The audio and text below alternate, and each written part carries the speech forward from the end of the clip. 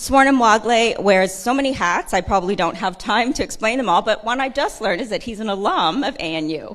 So welcome back.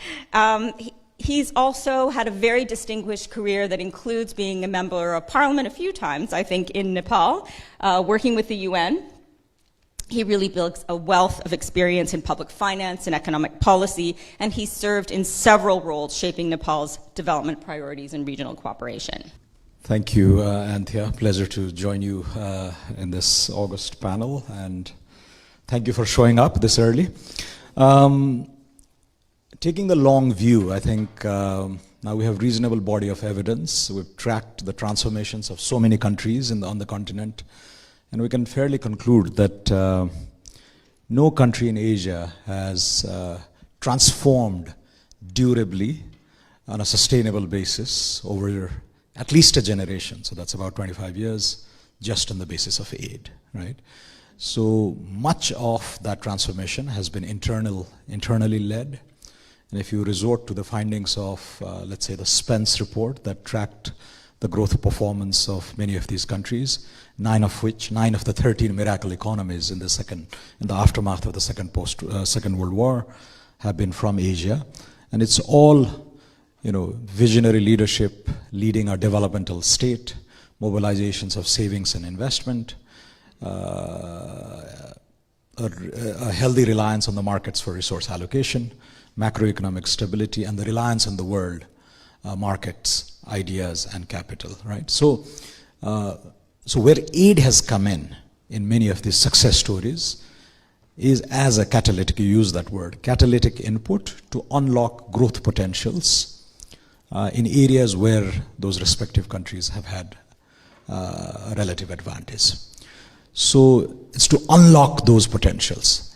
Absolute amount of aid, accumulated over time, over decades, often does not explain the success story, right? So that's the big myth, we need to look into it. And so you can track, when it comes to catalytic intervention, compare Marshall aid, 13 billion in those days. In today's dollars, it would be around $150 billion. And contrast that with the amount of aid inflows into countries like Lebanon or even Afghanistan. And there you I think it makes the point more vividly that it's not these absolute inflows of aid, but what you do with it and whether it positions you to unlock those potentials over a longer period of time. So I think this is important to reinforce at a time when the absolute numbers of the aid volumes are shrinking, coming down. So it's not what comes in, but which sectors they go into and what they do that matter. And I think this is sort of the longer term insight on what aid does. I think on this discussion on philanthropy, it's good to marry that with the emerging literature on state capacity, right? So if you draw on the works of Karthik Muralidharan and others in the context of India largely, but it applies to Nepal, Bangladesh, and the South Asian context in overall. Even these governments or states in poor countries that we love to malign and criticize, they do certain things very well, right? They do elections exceptionally well. They do vaccination drives exceptionally well. They handle disasters pretty well, the early response. They may falter as time goes on, but the immediate response, they've got a good hang of it. But they do day-to-day governance horribly and really, really badly, right? And the essential provisioning of services really, really poorly. So what's the difference? Well, with the earlier lot, you have a clear goal, you have a deadline, and you can measure success. You know what success looks like, right? So this idea of state delivery on a mission mode is really worth distinguishing from the day-to-day governing that my governments are really corrupt at the way they handle these things. They're really inept, and so this distinction is important. So where philanthropy and these new emerging models can come in is really not to substitute the state, that can never be done, not to replicate the state, but carve out those components of what is legitimately a state function, but that should be run on a mission mode. Clear goals, deadlines, and know what success, how success is defined. So then, that analytical clarity would then lead you to areas like, maybe midday meals when it comes to nutrition, maybe school curricula, supplementary training of teachers in science, maths, and English, for example, right? This is, again, a very, very relevant. We have an amazing shortage of qualified teachers that are deployed in the rural areas. And infrastructure bottlenecks, point that leads to my earlier argument about unlocking growth potentials. Can they be used to build capacity to crowd in private capital? Could be drafting insolvency laws, could be designing and implementing world-class procurement contracts, and staffing and strengthening the capacities of investment boards, for example. So that little help, a $10 million grant that will eventually over 10 years will attract $1 billion in private capital. So those are the areas. So both the mission mode functions of a legitimate state and these areas where with a little input you can draw in a lot of additional resources. So that's what I would be looking at in the context of Nepal. On themes like you mentioned, global public goods and ring fencing, we are the custodians of the Central Himalayas. So we take climate very seriously. 10 rivers that flow from the Himalayas, sustain the livelihoods of around 2 billion people in Asia. And here Nepal is really punching above its weight when it comes to bearing the brunt of climate impacts. But also contributing to the global ecological services. We almost 50% of our territory is now forested. So we're providing to the globe much more than what negative impacts we might be making. So on those issues, we would like to be rewarded, right, by the international community. And on the SDGs, sort of the ring fencing is really on issues of the last mile challenges in electricity access, in water and sanitation, etc. But also those remaining pockets of acute deprivation in poverty, hunger, those need to be really protected and addressed. Because when you take a general picture, Nepal is the second poorest country in the Asia Pacific after Afghanistan, yet our extreme levels of poverty have plummeted from about 55% to under 1%. I don't think this has been noted too much, but you use a sort of a low bar, $2.15 benchmark. If you use the higher benchmark of $6.85, the poverty levels are still high. But that, with the more extreme bar, the level, the plummeting happened not because of aid or not because of private inflows, but because of remittances over the last 30 years. So that's another sort of topic that we would need to look at. Why did it work so dramatically? As an economist, I start with numbers, right? So when you look at the overall aid figures in recent years, it's the OECD DAC figure is around $150 billion per annum, cross-border flow. Much bigger than that is FDI, about 4 times larger, $500 billion. It's been coming down to developing countries. Multiply that by 1.5, then you come into remittances again, $750 billion just flowing into developing countries. And so ODA on this spectrum of cross-border flows is the least significant. Now contrast that with what you have within your borders, right? The global GDP is $110 trillion. If you assume a tax to GDP ratio of around 20%, so we're talking about $110 trillion globally, but in developing countries, just to make it comparable, it's around $45 to $50 trillion, and 20% of that would be around $10 trillion. So for me, a lot of the sort of focus should be on that resource. So treating investment, treating aid as that input to improve domestic tax capacity, right? So that there's so much leakage and we don't raise enough of what exists within our borders. And it's a much, much, much larger pie.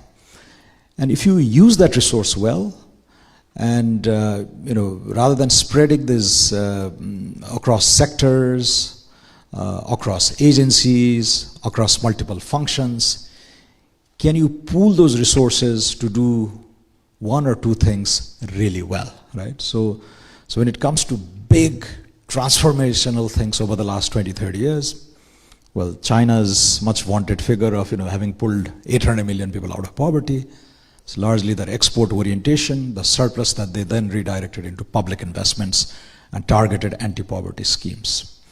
The vast array of social programs that Prime Minister Modi has unleashed in India now, medical insurance for 500 million people, rural guarantee schemes, Atal Innovation Labs, etc. All that is sort of big transformative ideas. Microfinance in an earlier era in a country like Bangladesh, right? And what remittances did for Nepal, and can you find a parallel initiative? So the analog there is, can you stream small flows of money directly into the households? And this is where the conditional cash transfers, etc., social programs of that nature. So for me, those are the big, bold ideas that really worked, right? That pulled not 100 families out of poverty, but tens of millions of people out of poverty over a longer span. So, as a politician now, a former economist, I would want to look into those, draw lessons from those big, bold interventions that are proven to have worked in these diverse settings. Yeah, I was engaging with the Nepali diaspora. I've been, in Sydney, and last night in Canberra, and tomorrow in Perth, and this question comes up very frequently, right? So you say the government needs to do this and that, but how can we count on the current crop of crooks to lead all this? And we actually were counting. So there've been 30 governments or 30 prime ministers in the last 35 years in Nepal after the change of regime. Of those 30 different regime changes or government changes, I think three had an historic opportunity to do something big, bold, transformative, right? In the sense that they came through a long period of struggle, imprisoned for 8 to 10 years for political beliefs. These were mini Nelson Mandelas, when they started, right? And they ended up becoming Robert Mugabe's at the end. But they did have a chance, that rare opening with 2/3 majority, a relatively stable environment where the citizenry also really, supported them, right? So that's a precondition. You need a clean, visionary, committed leadership to lead a relatively functional developmental state to pull off these things. But as I just outlined, there have been openings, and hopefully there will be more in the years to come. And one has to fight for it. So there's an election after that Gen Z rupture that we saw in September. We're having elections in about 3 months now, and hopefully, with the young demography, the intense pressure that the growing diaspora is now putting in place, hopefully we'll finally have that departure in our politics. I am one of the candidates for Member of Parliament again.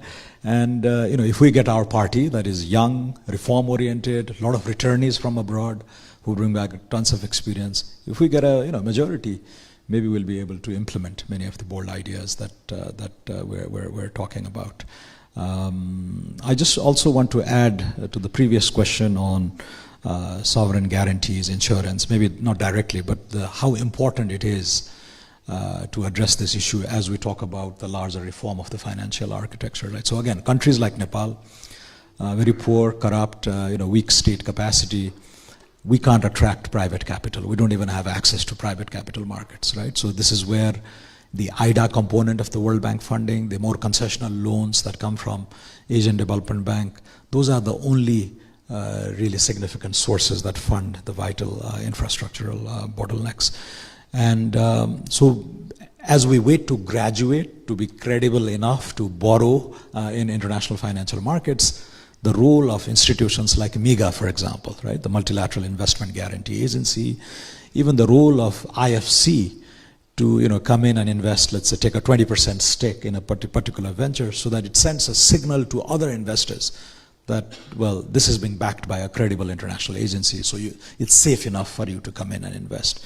So these roles of multilateral agencies should not be forgotten as we talk about reform and changing the whole appearance of the current architecture. And we've been also very innovative schemes that I've been looking at in the context of Nepal, very vulnerable to climate disasters, which will intensify in the years ahead.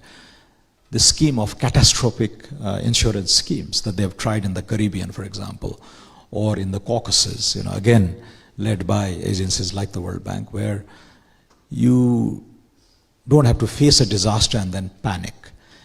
If you have insurance schemes in place, sovereign insurance schemes in place, you can even dull disasters. The disasters can be dulled. It do not lead to upheavals. And this is, I'm borrowing the terminology of Stefan Durkan, the previous chief economist of DFID. So this is very, very important for weak and vulnerable countries. And finally, the big example on this is also the fact that vaccines, we saw this during COVID, the rich pharma companies never invested in tropical diseases or diseases of relevance to poor countries because we couldn't be able to compensate for the heavy R&D that it entails. So again, engineered by development agencies, you had that big vaccine prize, invent a vaccine that can cure these diseases that you've been neglecting and will reward you, right? So this is an area of missing markets where agencies can creatively come in. And so the role of insurance, the role of sovereign guarantees is vital as countries like mine wait to become richer. Just pulling together the different strands of thoughts that we shared today. There's immense needs, the resources are scarce, so we really need to do a better job at the science of delivery, a much used phrase, but we haven't. And here, so the different new sources coming in, complementing, not replicating the state, but really working, carving out those niche on mission mode so that we can deliver better, pool resources, don't spread resources thin across agencies, across sectors, across different forms. Is it concessional loan? Is it grants? Is it TA? Is it experts parachuting in? Is it domestic NGOs? So try and narrow down those things to focus on the big prize relevant to your country at that particular time. So for the dirt poor, really low income countries, maybe it's the last mile challenges in nutrition or education. For the sort of middle income countries, maybe it's that infrastructure challenges. So identify, which might be relevant for the 3 to 5 year period, that one or two big areas where you really need to focus. When you spread thin, it's really not delivered.